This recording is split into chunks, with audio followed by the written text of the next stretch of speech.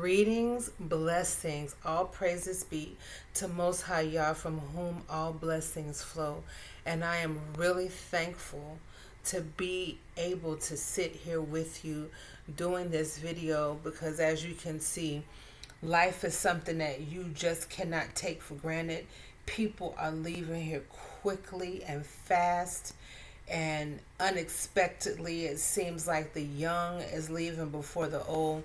There's a lot going on, and all that's going on led me to talk to the Holy Spirit and question him, to ask him about what's going on. And the answer that he gave me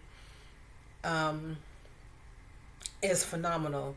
He has been speaking to me in this season in ways that I can say that I don't understand.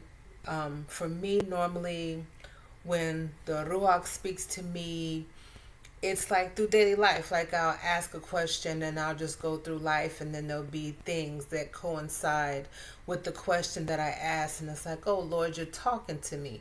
Like, somebody will walk up and give the exact answer to the question that I gave y'all.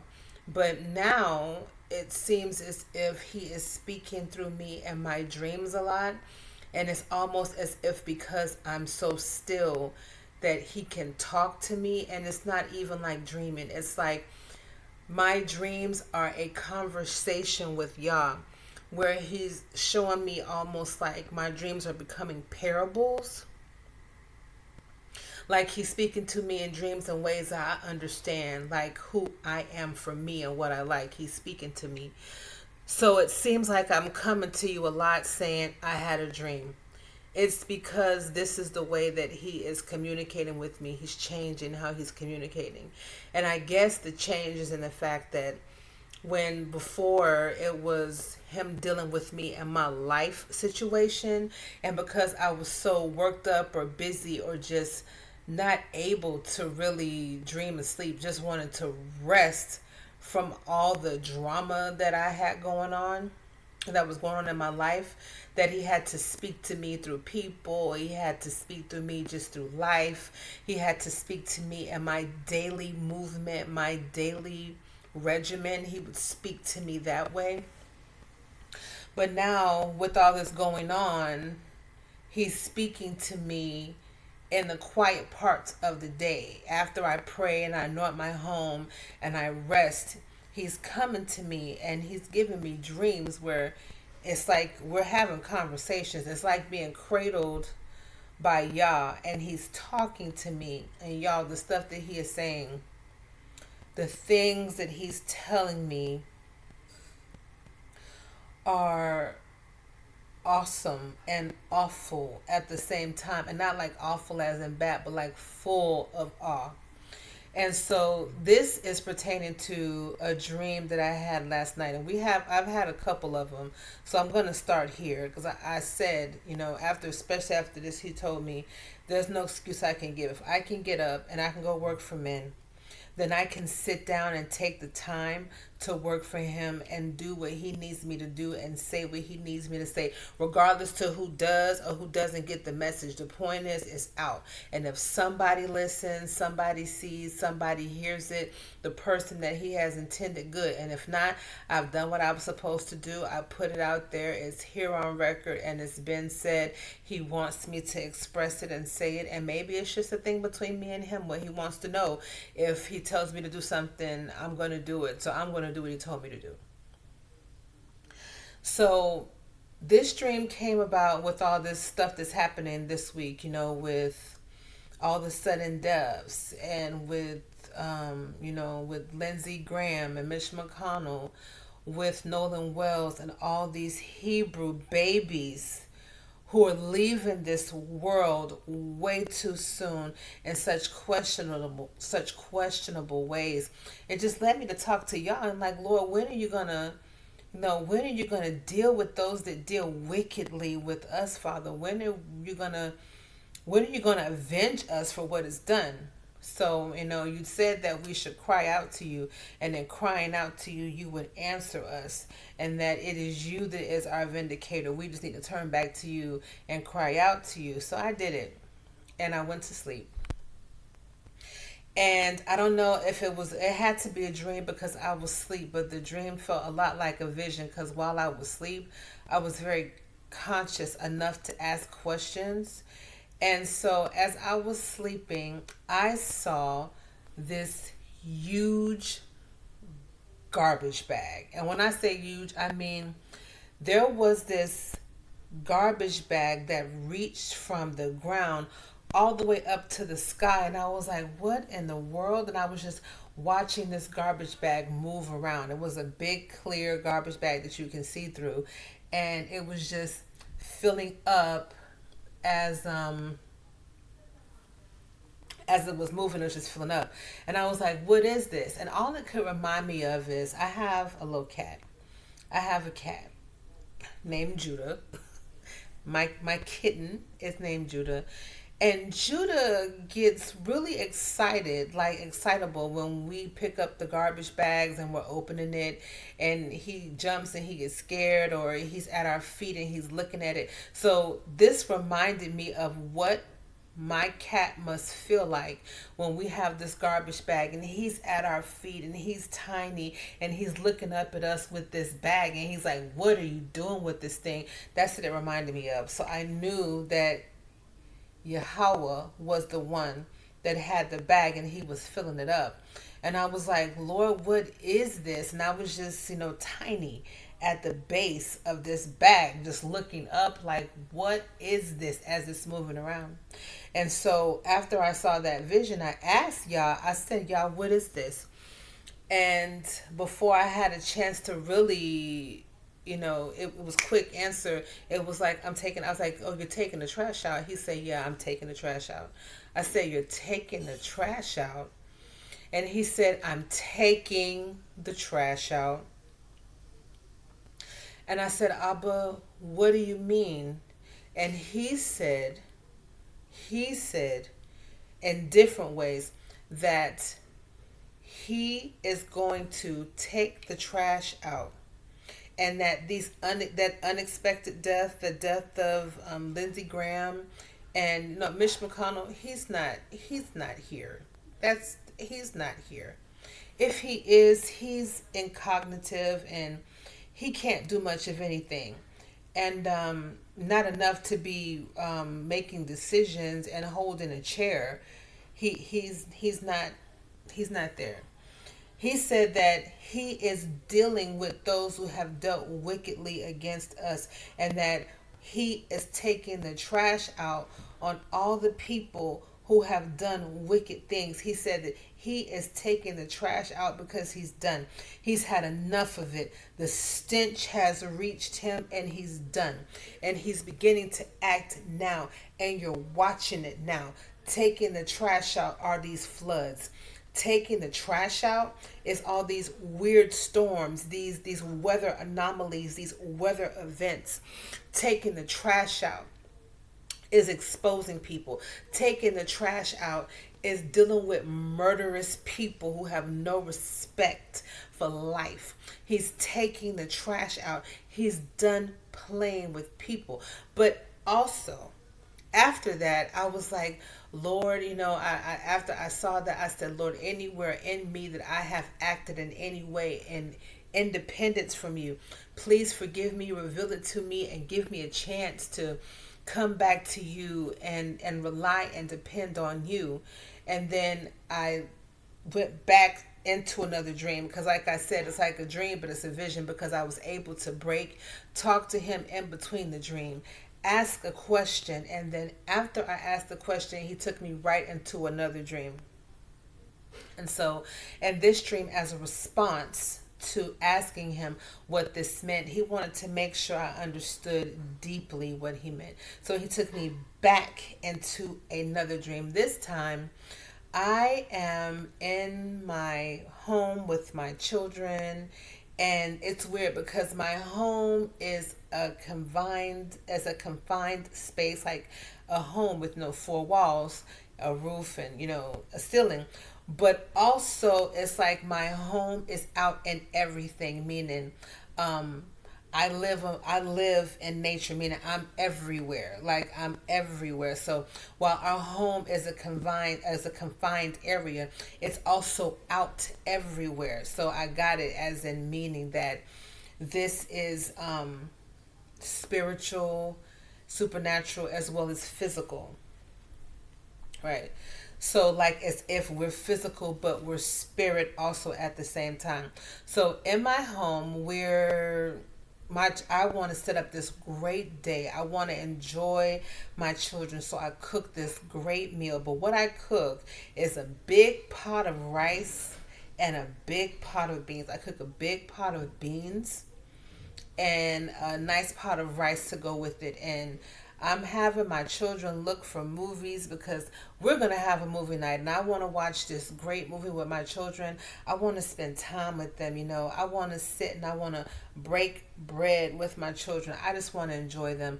But after I put this food on, after I do all this work, after I go in this kitchen and I start putting stuff together, I just want to rest. I just want to take a rest.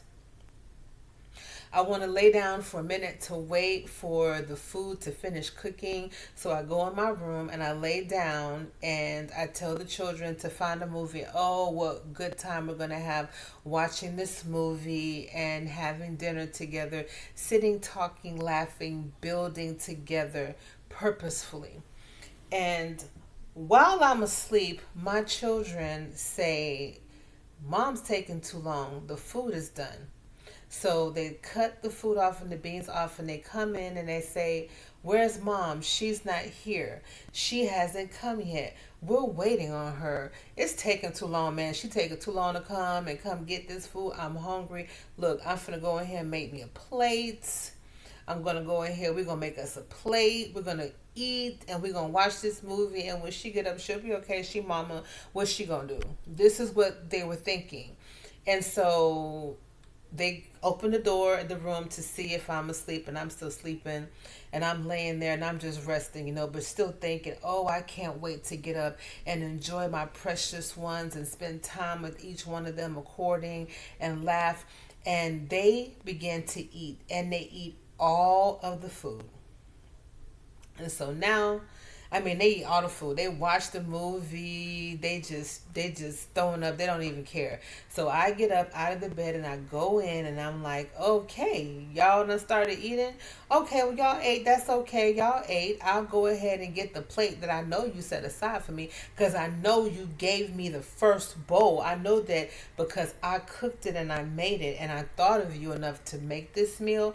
I know that you gave me the first bowl. I know that you gave me the first fruit, the first portion. I know that you set that aside especially for me because it belongs to me. That means you thought of me. That means that you remembered me. You have remembrance of me. So I'm thankful. I'm finna go in the kitchen and get this and we can watch the rest of this movie. But they already got the movie on. The movie is half gone. The rolling credits are going and I'm like, wow, they watched the whole movie without me. But I guess I can rewind it. We can watch it together while I eat this food with them and we can laugh and have a good time and we can communicate. We can sit and we can build. We can socialize with each other.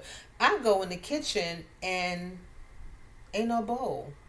They haven't even considered me. They didn't even set aside a portion for me. There was no thought of me at all. And in the pot, there's like a spoonful of rice and two or three beans. And I'm appalled. I sat here and did all this for you. You know, I made this meal for you and I put this together and y'all just gonna eat it all? And so I said, I know that y'all made me a portion. I know that you saved me the best part. I know that because I put this together for you and I considered this for you and I was the one that put it together. I thought of this for you. It was purposefully made for us for a divine ordained purpose. I know that you set aside something for me. And it looked at me like, no, we just ate it all and we was hungry, so we just ate. And they ate so much that their bellies were unnaturally big. They were just big for no reason. Like There was no purpose in them eating. There was no thought put. They just gluttonously just ate it all without no purpose, not thinking of nothing, just ate it all. And then left the dishes and the plates everywhere. Rice and beans all over the stove, on the floor. The kitchen is dirty. They haven't washed the dishes. Everything is out of place. And they're sitting here laying around with big bellies. They have not thought that they may need to save some of this for the next day. If I was here, I would have had them save some for the next day so they could go through the pot gracefully with the right train of mind that, hey man, we can have leftovers tomorrow. We can eat off this for a few days. We could conserve some of this so we don't have to worry about this. We could save some of this later. They didn't do any of that at all.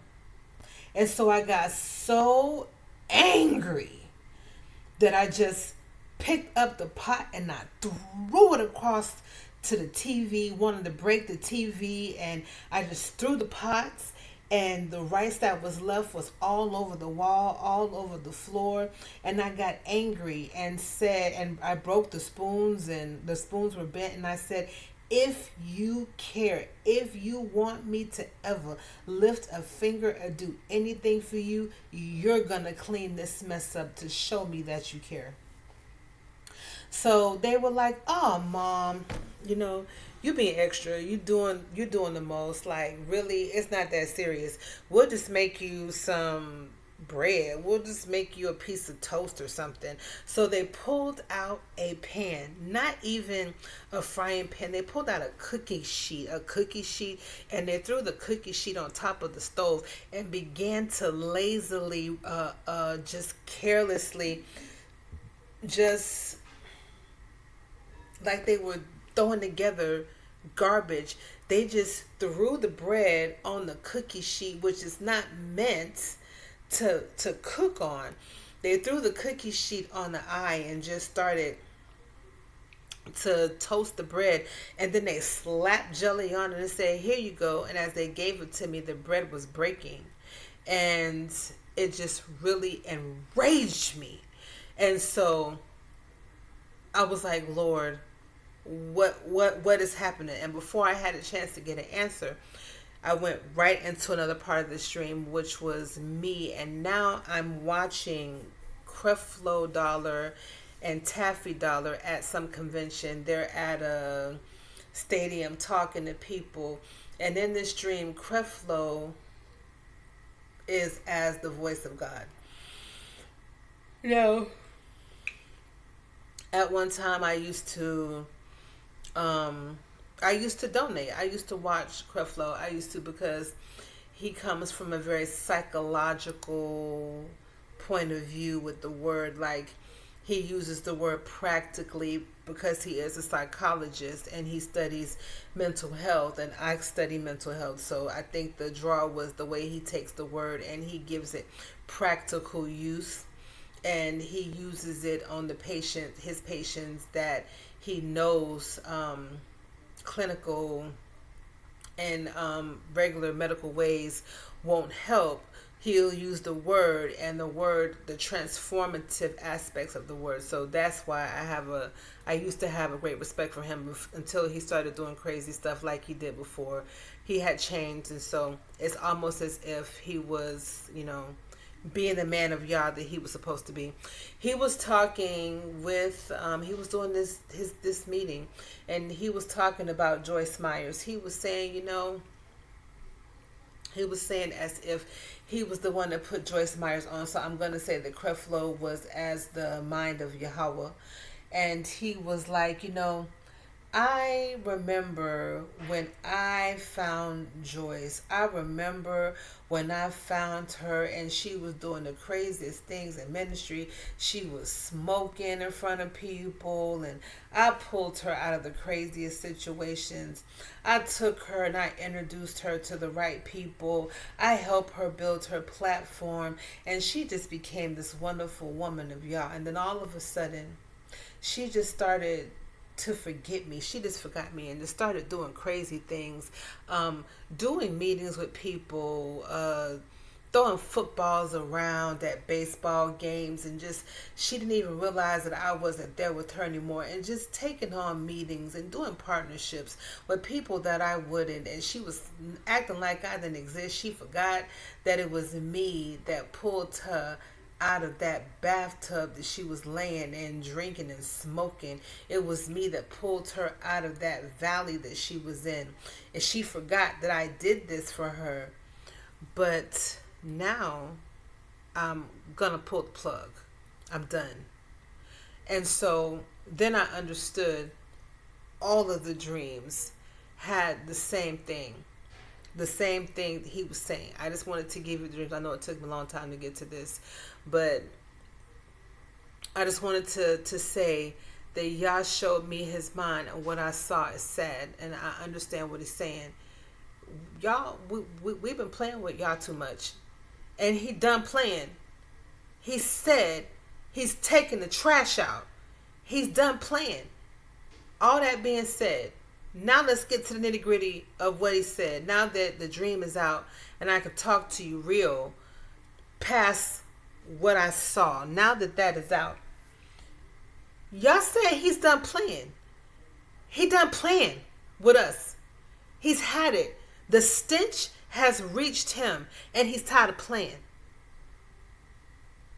How dare we take the gifts that he gave us, devour them, not turn around, give him first fruits, give him thought, give him credit, ask him how we're supposed to use the gifts that we have, how we're supposed to divide this food, how we're supposed to eat some now, put some later, how we're supposed to take the gifts and steward what he gave us.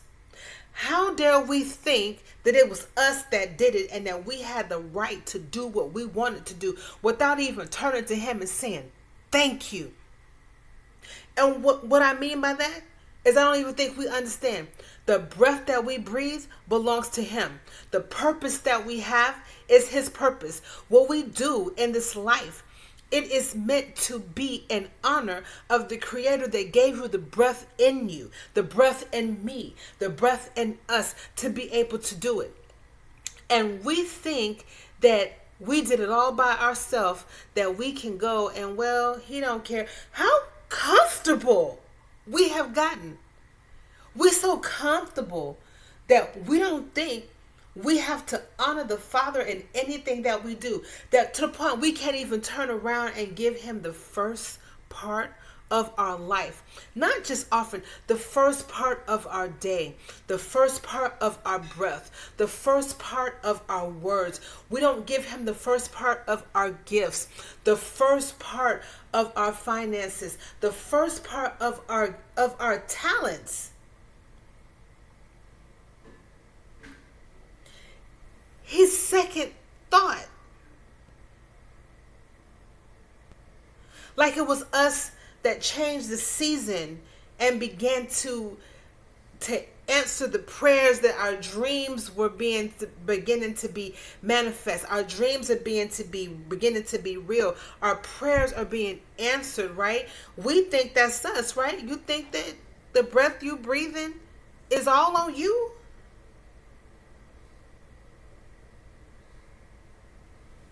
He said he done. Because not only are we doing what we want to do, but we're doing it in wickedness. And some in the name of Yahweh. In wickedness. Oh, God. In wickedness. He's done. It's like he was asking me, what I asked him, what is this trash bag? What are you doing? He's like, I'm taking the trash out. And I was like, well, I don't understand. Take the trash out. What you mean? And then he told me, he said, oh, I'm done. I'm done playing. I'm done playing with y'all. I'm taking the trash out. I'm tired of the stench. It's filthy. I'm tired of this nastiness. I can't do it. You won't fix it. You won't clean it up. So I will. I didn't get it. So he had to let me know. He said, daughter, how would you feel if your children disrespected you after you worked all day long? You come home and you put the meal on for them. They didn't even put it on for themselves, but you wasn't expecting that. You came home with love in you from working. You're going to come home and put on this wonderful pot. You just want to spend time with your children. You did all of this for them. You just wanted to live life with them. You wanted to enjoy a movie with them. You just wanted to live. You wanted just to commune. You wanted just to build with them. You wanted to laugh with them, to love with them, to experience with them.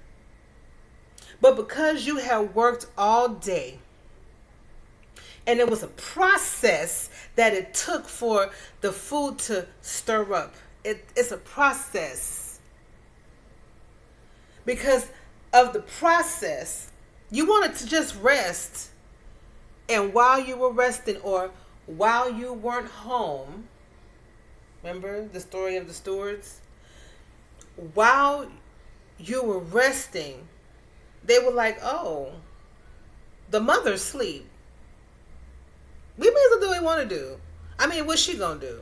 That's mama. You know she not going to care. We're just going to do what we want to do. What if they just disrespected you? Just destroyed your house that you have put together for them? The kitchen that you cleaned for them. That you got all the utensils that they needed. You got everything that they needed to put in this kitchen. You did everything for them.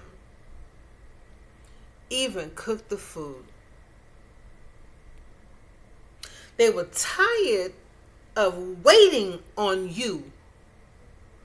Because you said you were going to go rest and that you would be up. Just let me get up and we can eat. They were tired of waiting on you, so they went and served themselves and didn't even think about you to turn around and say, here, mama, I'm going to make you this plate and put it to the side for you. Even though we didn't eat with you, we still made you a plate because we considered you and how tired you were from all the work that you did for us on our behalf. They didn't even put you a plate aside. And then, to add insult to injury, you get up and they have the dirty pot on the stove with mess. There wasn't even a consideration of how they did it. They were gluttonous. They didn't even have consideration and thought you was going to come and clean it up because you mama. Then when you said something in anger because they tried you, you chased them. You chastised them. You got them. And said, if you don't clean this up, you won't get another thing. You chastised them. You punished them. And then they said, oh, mama, it's nothing. Took something that was not meant to be used in this way and made you a half behind piece of toast. Threw jelly on it and said, here, eat it. You'll be fine. How would you feel? And I literally in the dream was like, well, Father, I don't know what this feeling is because I don't have children like this. I've never felt this way. Why are you showing me this? And he said, exactly. How would you feel if this was your children and this is what they showed you after you've done everything for them with no consideration for you? He gave me a parable, y'all.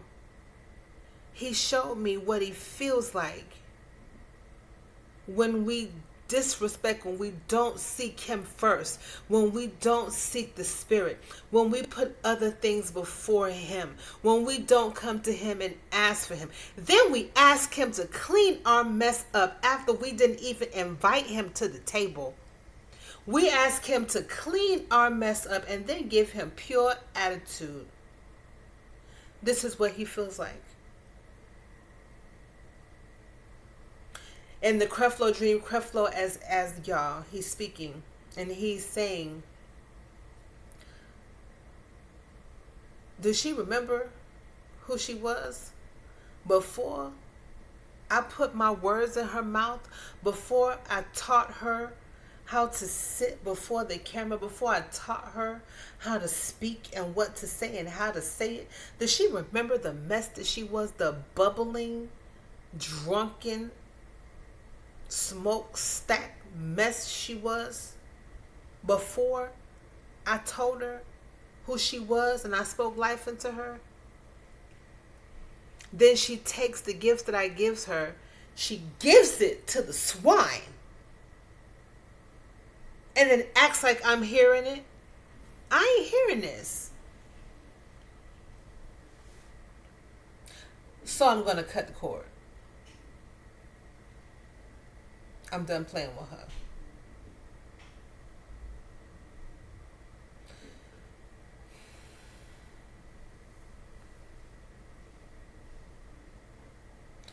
Y'all says he taking the trash out. This ain't gonna stop. For those who are righteously walking with him and are being tested, who are going through trials and tribulations, the people that have done wicked against you, he's going to deal with them. Just like the mountains are round about Jerusalem, so Yahweh is around about his people. Meaning, he got you. He see it all. He gonna take trash out. Sit back in your righteousness. Don't do weary in doing good. Don't be weary in your doing good. He's got you. For those who are doing wickedness, he's taking the trash out. He cutting the cord. He's done. You may say what you want to do, but you can say all you want to. He is the commander of all things. There's nothing that you can do over him. You're going to start to see more people drop like flies because he's taking the trash out, whatever that looks like. Those of you who are doing stuff in the dark, hurting other people, lying, being double-minded, he's taking the trash out. He said he's done with all the game. Time out with the mess. He done playing. Those of you who won't even put him first, he taking the trash out. He done playing with you. He's giving you time after time after time after time after time to repent, to turn around. You refuse to. Even when you do, it's half. It's half efforted. You don't even mean what you're doing. You don't even care. He's taking the trash out. For those of you who are suffering because of what someone else has done to you, he is the righteous judge. Take your case before the courts of heaven, before the courts of the Shemaim. Let him judge them. He's the righteous judge. Stop looking for these people to help you. These people, they're not going to help you. They never have. They can't even help themselves. They don't even know the time and season that they're in. Yahweh says, bring it to me, and I will be your judge. Just call out to me, and I will give recompense to those who have dealt wickedly against you. But you ain't tired yet because you ain't cried out to me. Cry out to Yahweh, as the word says, with all of your heart, with all of your spirit and sincerity and humility.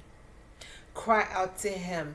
He is about to move on your behalf. He's finna take the trash out for you.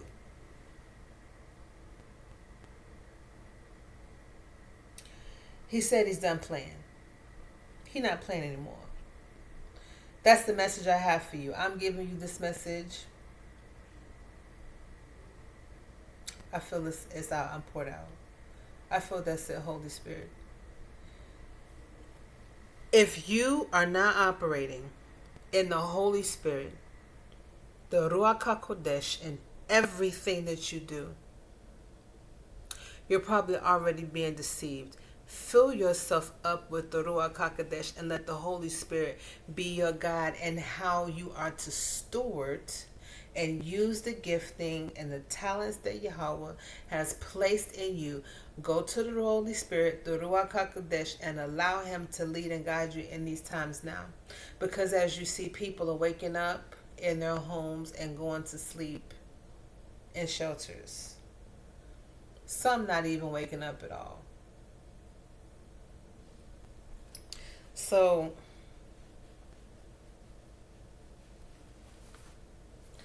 take it all to Yahweh.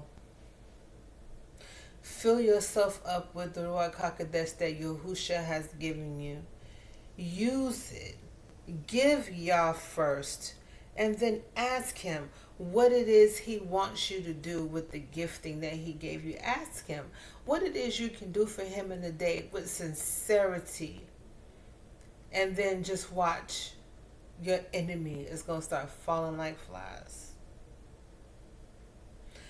That's the word that I have for you.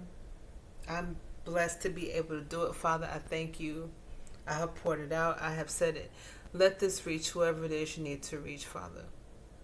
In Yahushua's name.